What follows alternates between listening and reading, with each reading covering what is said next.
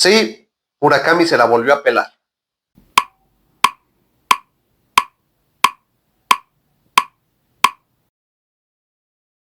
Ya se anunció el ganador del Nobel de este año y, para sorpresa de muy pocos, lo ganó otro escritor random que poca gente de este lado del mundo conoce.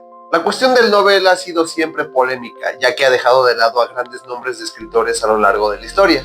Y aunque parece que esto no lo hacen a propósito, sí que existen ciertos criterios que influyen en la decisión de los miembros de la academia. Pero, ¿por qué ocurre esto? Antes, un poco de historia. El premio Nobel en cualquiera de sus categorías se entrega por una simple razón: lavar las culpas de Alfred Nobel. El compa, por si no se acuerdan o por si no lo saben, es recordado por haber inventado la dinamita, obviamente con las mejores intenciones para ser aplicado dentro de la industria y la minería, pero tanto en el desarrollo de la misma como en su aplicación en estas áreas y en otras más polémicas, causaron muchas muertes. Y, como dirían los chavos, el señor Nobel estaba facturando con estas muertes. Así que en su lecho de muerte en 1895, Alfred Nobel deja estipulado que crearía un fondo con estos ingresos para crear unos galardones, que se iban a entregar a personas que hayan realizado el mayor beneficio en nombre de la humanidad durante ese año. Y también dejó estipulado qué áreas serían reconocidas: el campo de la física, la química, la fisiología o medicina, en la mejora de la fraternidad de las naciones y la búsqueda de la paz, y a quien haya escrito la obra más sobresaliente en el terreno de la literatura. Es así como los 31 millones de coronas suecas, aproximadamente unos 292 millones de dólares actuales, que eran parte de su fortuna, pasaron a constituir el fondo de lo que después se convertiría en el comité del premio Nobel. Y fue así como estos 5 premios fueron establecidos. Ahora, centrándonos en el terreno de la literatura, si bien Alfred Nobel estipuló que el premio se debía entregar a quien hubiera escrito la obra más chingona en el año precedente, en la práctica y sobre todo en la actualidad, el premio se otorga por la trayectoria de un autor. Y tanto el mismo Nobel como la Academia Sueca tienen sus principios para determinar en qué encaja una obra destacada para ser siquiera considerado a recibir este galardón. Por ejemplo, al inicio se estipuló que además de este beneficio a la humanidad que debiera traer la obra, el escritor debía de tener un trabajo que fuera en la dirección ideal, lo que en los primeros años se tradujo a tener un idealismo elevado y sólido, o en un lenguaje que podamos entender los mortales, aquellos que se alinearan con los ideales y con las reglas sociales de ese entonces. Por eso es que los primeros ganadores tienen obras que glorifican al Estado, a la iglesia o a la familia. Desde ahí ya tenemos cierta polémica. Se le fueron abonando otras, como el hecho de que en los tiempos de guerra en Europa, al ser Suecia un estado neutral, pues se mantuviera al margen del conflicto. Es por eso que durante esos años la mayoría de los ganadores fueron escritores escandinavos, o que a lo largo de la historia ese enfoque de beneficio a la humanidad ha ido cambiando, tanto para bien, como el hecho de que se reconozcan autores de diferentes nacionalidades y se deje de lado un poco el eurocentrismo, como para mal, ya que primero se decía que debía de entregarse el premio a escritores que estuvieran al alcance de todos, y luego se cambió ese enfoque al que tenemos actualmente, en el que se premian a escritores importantes, pero que pasan desapercibidos de manera internacional. Esto es la clave para saber por qué se escoge a quien se escoge en la actualidad. El Nobel de Literatura tiene un protocolo para determinar a sus ganadores que dura un año entero, y se lleva a cabo de la siguiente manera. En el mes de septiembre, la Academia Sueca envía formularios de nominación. ¿A quiénes? Miembros de diferentes academias, instituciones especializadas, profesores y lingüistas de universidades prestigiosas, algunos presidentes de las sociedades de autores e incluso a algunos ganadores del premio en años anteriores. Así se conforma una lista de 200 nominados, que de febrero a abril reducirá este número de 15 a 20 nominados. Y para el mes de mayo, esta lista simplemente será conformada por 5 nombres. Es ahí donde empieza el verdadero trabajo del comité, ya que de junio a agosto los miembros leerán, revisarán y evaluarán la obra de estos 5 autores, determinando por qué sí o por qué no deberían ser nombrados con el Premio Nobel de Literatura. Así, llegado septiembre, luego de un año de reducir nombres, los miembros del comité se reunirán y discutirán las virtudes de cada uno de los escritores y este aporte al beneficio de la humanidad. y así se llegará a un ganador, luego de una votación en el que el elegido deberá de tener más de la mitad de los votos del comité.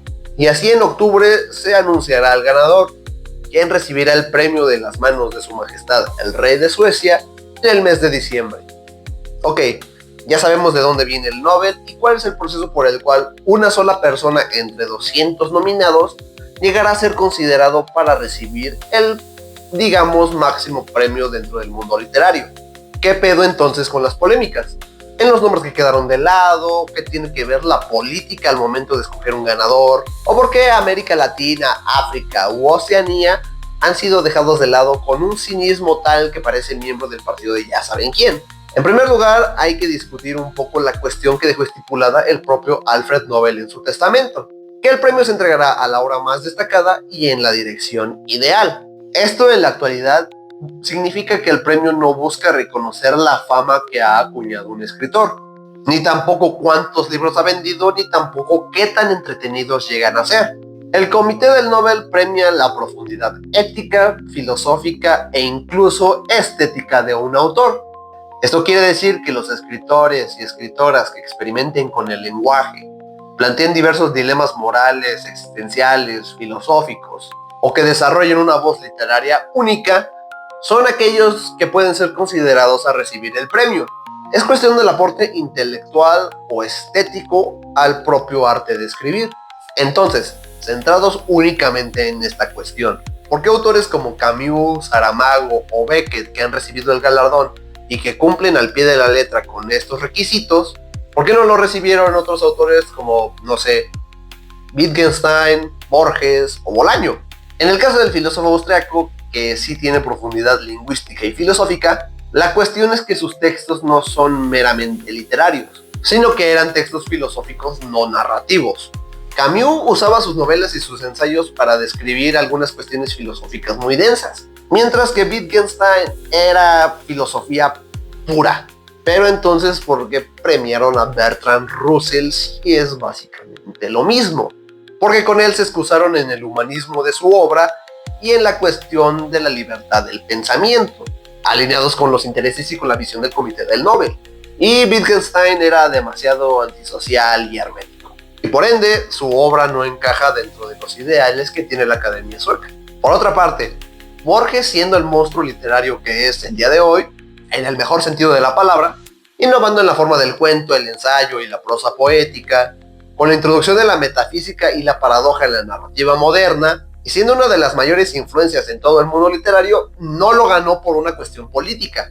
Verán, en 1976 recibe un galardón de un personaje un tanto polémico llamado Augusto Pinochet en plena dictadura en Chile. Hicieron esta excusa moral para anular su mérito literario, lo que es contradictorio con la idea original de Nobel de premiar a la obra más destacada, en fin. Y hasta hoy esto está considerado como uno de los mayores errores en la historia de este premio. Y por otro lado, Roberto Bolaño podríamos decir que sí tenía las características para ser un autor reconocido con el Premio Nobel de Literatura, además de tener a dos compatriotas que ya habían recibido el premio y podría ser como una especie de garantía de que su obra valía la pena para ser galardonada. ¿Cuál es el pedo con él? Pues que Bolaño murió relativamente joven y su obra no se volvió famosa hasta después de su muerte. Concretamente después de la publicación póstuma de 2666 fue que empezó a recibir reconocimiento extendido. Era un escritor de culto que al momento de fallecer fue que se hizo más conocido. Otro punto interesante de tomar en cuenta es esta idea del Nobel de intentar equilibrar los premios, ya que siempre tuvo preferencia por los europeos o por los americanos, y a partir de los años 80 empezaron a premiar a otros escritores de otras nacionalidades, como lo pueden ser Abdulrazak Gurnah, espero haberlo pronunciado bien, o Mo Yang, entre varios otros ejemplos. ¿Qué tienen estos escritores en común? Las obras de autores fuera de Europa que suelen ser premiadas con el Nobel suelen tratar temáticas que tienen que ver con la dictadura, la memoria histórica, el exilio, el imperialismo, y normalmente lo hacen con estructuras no lineales. Pero realmente, ¿qué significa la apertura del Nobel? No es solo que el autor aborde estos temas, sino que lo haga con estética y con un lenguaje novedoso que incluso pueda ser considerado como una voz nacional, incluso continental. Buen cristiano, que se vea bonito, que sea un poquito difícil y que hable por todos los de un pueblo a la vez. Entonces, ¿por qué no se premió ni al uruguayo Juan Carlos Onetti, o al mexicano Jorge Volpi, o al también uruguayo Eduardo Galeano, o al mozambiqueño Mia Couto? Si todos ellos tienen una literatura muy bella, con lenguaje novedoso, que trata de estos temas y que además están fuera de las garras del eurocentrismo. Bueno, empezando por Onetti, que es básicamente el güey que trajo el existencialismo a América Latina y el precursor principal del boom, y que estuvo exiliado en España, cuya obra habla de hombres vencidos por la espera y la corrupción moral, que creó un mundo similar al inventado por Gabriel García Márquez en su obra maestra, pero que se extiende a lo largo de varias de sus novelas. Melancólico, filosófico, introspectivo, ¿qué más quería la academia con este escritor? El pedo con Onetti, por más pendejo que suene, es que su obra no denuncia ni la dictadura ni el exilio, sino que ve este último como una forma de resignación. No moraliza y no hace de su obra una alegoría política, más bien que trata ese exilio como una cuestión ideológica, demasiado profundo para los moralistas y demasiado desencantado para los idealistas. Por otro lado, Volpi podría ser considerado como un candidato al Nobel moderno. Toca temas de manipulación ideológica, política y posguerra, y lo hace en novelas que combinan la ciencia, el espionaje, la filosofía y el poder. ¿Qué pero le podrían poner a un escritor así? Que al ser un escritor de una corriente más racionalista e incluso cosmopolita, no llama la atención del comité, que en este tipo de cuestiones busca obras que, por decirlo de una manera, todavía huelan a sangre y que tengan esa especie de mística que está buscando la academia. Y Volpi no es un escritor exótico a sus ojos. Y Galeano, él sí que le dio voz a los oprimidos y a la historia silenciada, que transformó el ensayo político en una forma poética y humana e hizo accesible una narrativa crítica del poder sin ser demasiado académico y sin tanta retórica dominguera. Pues el problema con él es, como si era alguien que denunciaba directamente estas cuestiones, no era considerado un literato puro. A diferencia de Saramago o Coetzee, que usaron la ficción para reflexionar sobre estos temas políticos, Eduardo Galeano usaba el poder de la palabra para atacar directamente a estas estructuras del poder. Es decir, era más visto como un activista que como un literato puro, y tampoco ayudó su contexto histórico ni sus inclinaciones políticas. Pues Galeano era un marxista abierto, declarado y un crítico del capitalismo occidental. Y la academia sueca siempre ha intentado, según, mantener una neutralidad en estas cuestiones. Pero oigan, Mia Couto sí nació en un contexto colonial. A él sí le tocó ver una guerra de independencia y una guerra civil en su pobre nación. Su literatura surge de ese trauma histórico en Mozambique, y no es como tal un cronista, sino un autor que mezcla la lengua portuguesa con lenguas propias de la región, la lógica europea con la cosmovisión africana, y la memoria de la violencia con el humor y la fábula, además de tocar temas como la guerra civil y la reconstrucción, la identidad de un pueblo después de la violencia, el choque de la tradición con lo moderno y una convivencia entre lo real y lo mágico. Suena que es un candidato perfecto, ¿no? Sí, pero con él es también más cuestión de política que de literatura. Según lo que pude investigar, a la academia no le gusta repetir ni idioma ni región por un periodo de tiempo. Y no tiene mucho que un africano recibió este galardón. En lo del lenguaje ahí sí no mamen, Saramago lo ganó hace casi 30 años, no chinguen. Además, al ser de un país como lo es Mozambique, no tiene el peso simbólico de otras naciones africanas como si lo son, por ejemplo, Nigeria o Egipto. Neta, porque no es de un país mainstream, lo ignoran. Y lo más cabrón es que su estilo suele tener tintes esperanzadores. Y en la cuestión de África, a la academia pues como que no le atrae esto. Le gusta explorar las heridas abiertas para recordarnos el horror del colonialismo y esas cosas. Y como tercer punto importante, la academia decide premiar a autores alejados de la popularidad. El público lector común, como tú y como yo, consume narrativas más accesibles, por ponerlos de una manera, que se centran en el ritmo, la trama y en la empatía emocional, especialmente en tiempos modernos que es más fácil que la raza se distraiga y ya no lea. La academia, por su parte, entrega el premio a obras más experimentales, con cierta carga simbólica e intelectual, y que están más conectadas a la tradición literaria que con la cultura popular. Es verdad que hay autores ganadores del Nobel que se volvieron conocidos después de ganar el galardón, como es el caso de Hemingway o Steinbeck, cuyas obras en la actualidad son materia de estudio en educación básica y media en Estados Unidos. Entonces, siguiendo esta lógica, ¿por qué chingados el premio Nobel a Bob Dylan? Para empezar, fue una cuestión de romper el canon de lo que era considerado como literatura. El motivo por el cual Dylan fue premiado puede verse como un reconocimiento a una dimensión literaria diferente, como es la lírica popular, y compararla con la novela, la poesía o el ensayo. Y si se ve con un ojo crítico un poco más amplio, Dylan podría encajar en una tradición ancestral, como lo es la cuestión del juglar medieval, mezclando palabras, ritmo, poesía y memoria de un país. Pero la verdad es que el motivo principal por el cual se le dio el premio era para renovar la imagen de la academia ante un mundo que ya no lee como antes.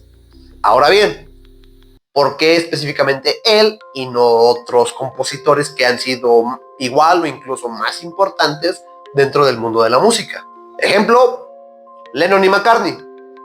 Es verdad que las primeras canciones de los Beatles son como canciones de una boy band, pero después se fueron haciendo un poco más complejas y teniendo un poco más de peso. Pero se puede ver a que apuntan en direcciones diferentes a lo que hizo Bob Dylan. Se dice que las letras de Lennon y McCartney están más limitadas en comparación con la tradición con la que se midió la vara de la obra de Dylan, ya que él, según lo dicho por la academia, construyó canciones que pueden sobrevivir sin la música y que pueden verse como poemas o como pequeñas parábolas. Además, no podemos dejar de lado la suposición de que el pedo político también hubiera tenido un peso muy cabrón. Lennon, en pocas palabras, era un hippie, y Dylan hablaba desde el pensamiento popular en los tiempos en los que le tocó vivir, como se puede ver reflejada en la canción The Times They Are A-Changing. Entonces, si su caso no es una cuestión de popularidad, sino de dimensión poética, podremos ver en un futuro no muy lejano a, no sé, Joaquín Sabina o Silvio Rodríguez recibiendo el galardón, ¿no? Pues no, porque si bien Sabina habla de una lírica irónica, urbana y existencial, además de que también escribió poesía sin la necesidad de la música, y Silvio Rodríguez también tiene este pedo de la herencia del juglar, hay una cuestión que los limita a ambos. Los dos componen en español y no tienen el impacto en el imaginario global como sí lo tiene Bob Dylan, según la academia, que es un compositor anglosajón y que puede ser más comprendido debido a esto. Y en el caso del cubano, pues tampoco ayuda que sus letras sean de corte político. Otra vez la cuestión política en este pedo. En otros casos más concretos y más conocidos, como el caso de Haruki Murakami, a quien ya no podemos llamarle ni el Cruz Azul, ni el DiCaprio, ni el AMLO del Nobel, porque esos tres cabrones ya ganaron algo en estos últimos años, se trata de un escritor que se volvió demasiado popular, que se le acusa de que su escritura no es para nada experimental y que también está acusado de occidentalizarse y que ya no representa la tradición narrativa de Japón. Otro caso discutido y conocido, aunque más sencillo de explicar, es el caso de Stephen King. Aquí sí, ni le busquen motivos. El pedo por el cual Stephen King ni siquiera podría estar considerado al Nobel es debido a su más grande virtud. No es secreto que en otras disciplinas artísticas, como por ejemplo en el cine, el terror es visto como un género menor y sin relevancia, a pesar de que puede ser un género en el que explores diversas cuestiones humanas muy cabronas, como sí lo hace Stephen King. Pero simplemente por ser un escritor de terror asquerosamente popular, pues ni soñar en que lo va a ganar algún día. Mejor les dejo esta bonita imagen de consuelo. La polémica siempre va a existir en muchos aspectos de nuestra vida. En la cuestión del Nobel de Literatura se puede ver y hasta cierto punto entender por qué se deja de lado a unos y por qué se premia a otros. No sin quedarnos también demasiado claro que hasta incluso ellos tienen contradicciones. ¿Son los ganadores del Nobel escritores complicados o de plano malos? No, no todos. ¿Son los escritores populares de verdad tan sencillos y planos? No, no todos. En ambos bandos hay cosas buenas y hay cosas malas. Y claro que para disfrutar ciertas obras es necesario tener un conocimiento un poco más avanzado para entender todas las cuestiones que el autor está tratando. Pero de eso a decir, es que eres un palurdo inculto que no sabe la profundidad narrativa de este autor. Anda, ve a leer tus libros con dibujitos o tus libros de menos de 1600 páginas para que te sientas mejor contigo mismo. Eso sí es un grave error. Creer que eres mejor que alguien simplemente porque dices entender lo que un autor complicado quiso decirte, cuando en realidad no le estás entendiendo ni madres, es síntoma de que eres un pendejo. Con letras mayúsculas. ¿Le van a dar el premio a mis autores favoritos? Quizás no, de hecho de algunos ya no se puede porque ya están muertos. Voy a dejar de leerlos porque no tienen el Nobel o a considerar que su obra no tiene demasiada profundidad. No, porque en una de las cosas en las que sí podría estar en desacuerdo con los criterios de la academia es que a huevo se le tiene que dar actualmente a escritores que, por ponerlo de una manera simple, ahorita verán la contradicción, son gente que escribe de manera complicada. Yo lo que considero importante dentro de la literatura es su universalidad. Que no importa de qué te esté hablando o desde dónde te esté hablando, te haga sentir algo, que mueva algo dentro de ti y que te haga cuestionarte algo, por mínimo que sea, sobre el lugar y el momento en el cual estás parado. Y si soy sincero, me han conmovido más los libros de autores que no están premiados que la mayoría de los que sí. Es un poco como la cuestión de los Oscar. ¿De verdad vas a comparar esto o este otro bodrio con este peliculón, con este otro peliculón o con este otro pinche peliculón? A veces los premios son simple cuestión para encontrarle prestigio a algo por cuestiones políticas o sociales.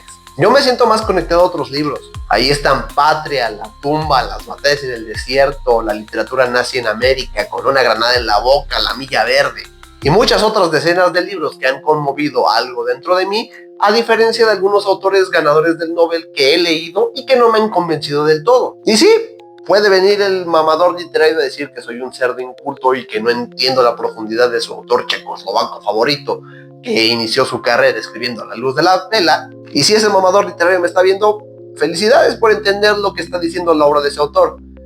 De verdad, espero que le estés entendiendo. Pero como están las cosas actualmente, pues deberíamos de estar felices de que la gente por lo menos lea. Ya no les digo que lean el Quijote, el Evangelio según Jesucristo, Crítica de la razón pura. Con que lean en esa puerta que no se puede estacionar y no se estacionen, yo me doy por bien servido. Vuelvo a lo mismo de que el arte debería unir y no separar a las personas. Leer no nos hace superiores a la gente que disfruta de series y tampoco nos hace inferiores ante los que entienden la ópera, el teatro o la música clásica. Todo es un espectro y deberíamos de conocer de cosas de ambos bandos, de lo que puede ser considerado un poco más intelectual hasta lo que puede ser considerado, a veces de mala manera, como algo básico y sin profundidad. Simplemente disfruten del arte en cualquiera de sus formas, ármense con conocimiento y dejen de estar mamando.